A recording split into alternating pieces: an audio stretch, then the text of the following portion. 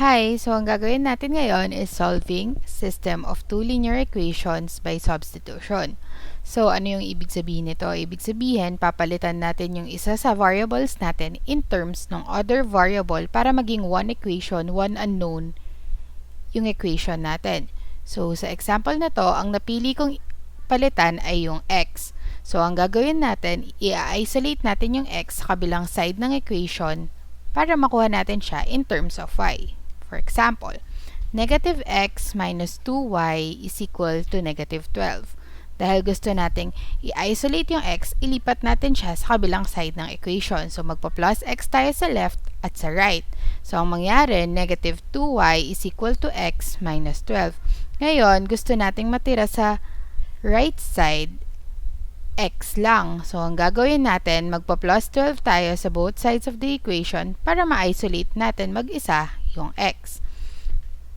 So, pag ginawa natin yun, ang makukuha natin is x equal to 12 minus 2y.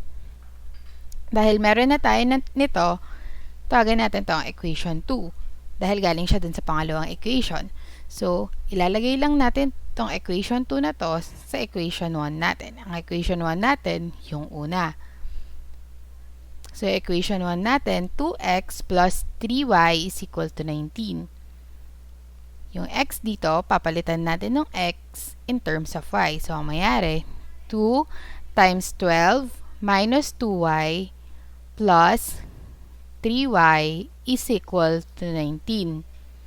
So, tapos, isi-simplify na lang natin yung equation natin since isa na lang yung hindi natin alam. So, 2 times 12, 24.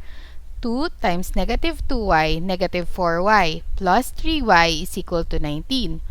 24, tapos negative 4y plus 3y is negative y equal to 9.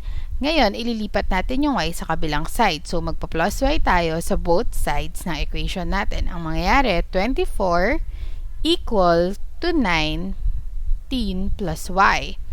Tapos, magma-minus tayo sa both sides of equation para makuha natin yung value ng y. So, dito, ang value ng y ay 24 minus 19. So, y is equal to 5.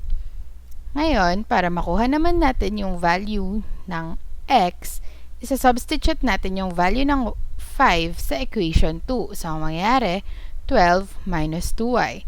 So, 12 minus 2 times 5. So, equal yun sa 12 minus 10. So, x natin, equal siya sa 2.